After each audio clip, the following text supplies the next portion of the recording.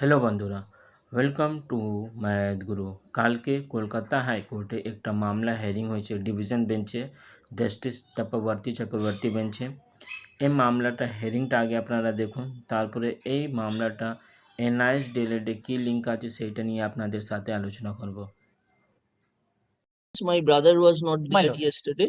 Yes, my lord. In a nutshell, my lord, that my father's, my lord, page 50 is his income certificate. That is why I got admission to this school newly, but since it was a charitable school, and when I was in class 3, so for our knowledge concern, my lord, that school applied for recognition. It was in the year 2018.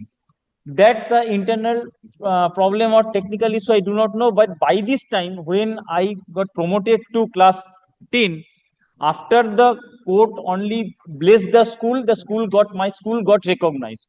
That is up to class 8. Up to class 8. But by this time I mean my condition was such that I could not, my father could not afford to go to a nearby. আশা করি আপনারা ভিডিওটা দেখে নিয়েছেন।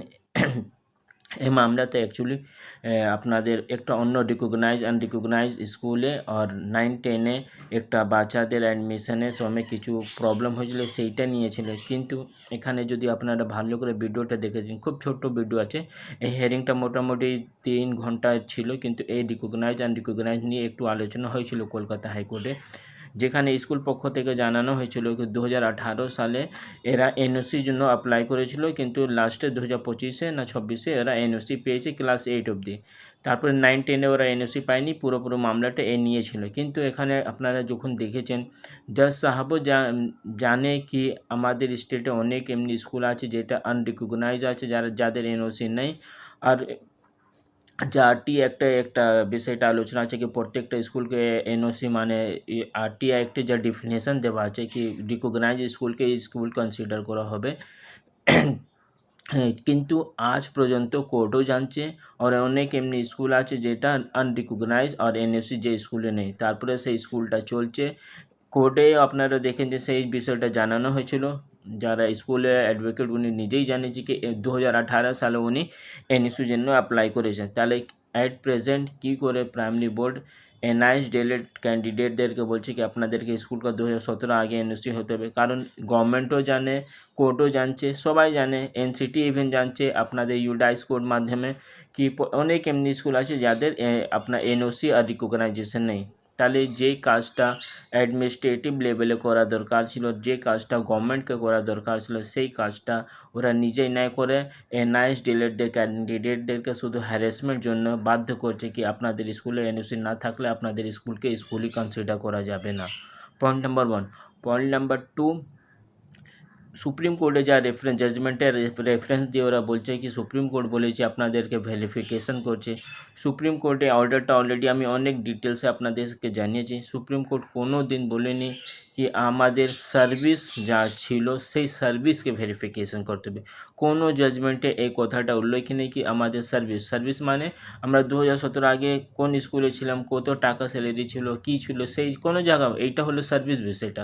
তো supreme court তো কোনো জায়গা বলেনি কি আমাদেরকে সার্ভিসটা ভেরিফিকেশন করো। সুপ্রিম কোর্ট শুধু বলেছে আমাদের ডকুমেন্ট ভেরিফিকেশন করো।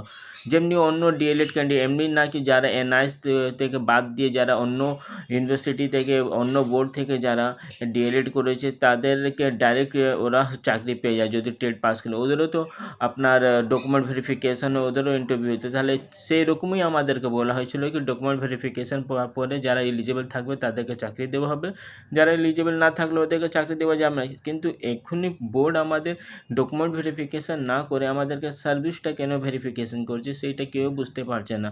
তাহলে আপনাদেরকে আমি আগেও জানিয়েছি, আজকেও জানাচ্ছি কি আপনারা ইন্টারভিউতে যান, যখন ডকুমেন্ট ভেরিফিকেশান সমস্যা হবে পয়েন্টগুলোটা অলরেডি আমি দেখিয়ে দিয়েছি। খুব পোলাইটলি সাইলেন্টলি আপনারা ওখানে নিজে কথাটা রাখবেন।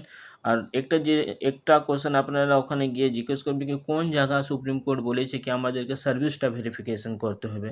কারণ ওখানে তো কোনো জায়গা উল্লেখ নেই কি আমাদেরকে সার্ভিস ভেরিফিকেশান করতে হবে। কৌশিক দাসে মামলাতেও 10 নম্বর পয়েন্টে এডুকেশন কোয়ালিফিকেশনগুলোটা ওখানে বলা হয়েছে মেনশন করতে, ভেরিফিকেশান করতে। সার্ভিসগুলোর তো কোনো জায়গা উল্লেখ নেই কি আমাদের সার্ভিসটা ভেরিফিকেশান করা হবে।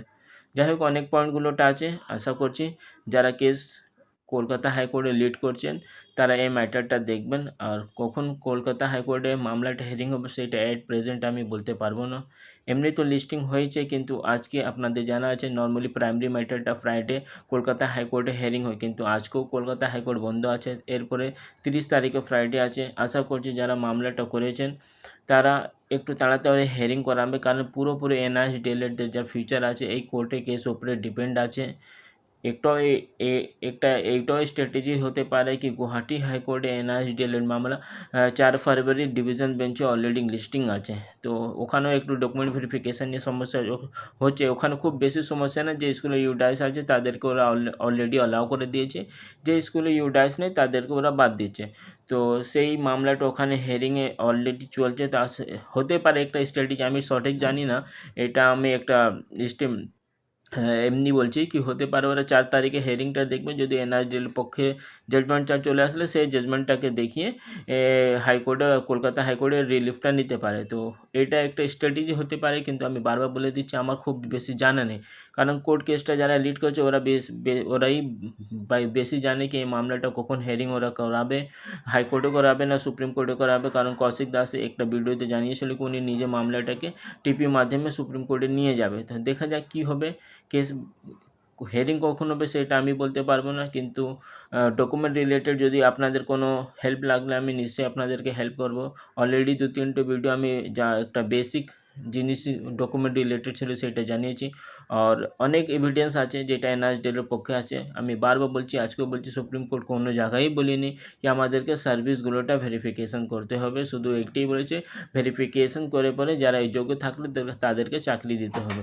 তো দেখা যাক কী হবে, নতুন কিছু আপডেটটা আসলে আমি আপনাদেরকে জানিয়ে দেবো। চ্যানেলে নতুন থাকলে চ্যানেলকে সাবস্ক্রাইব করুন। Thank you.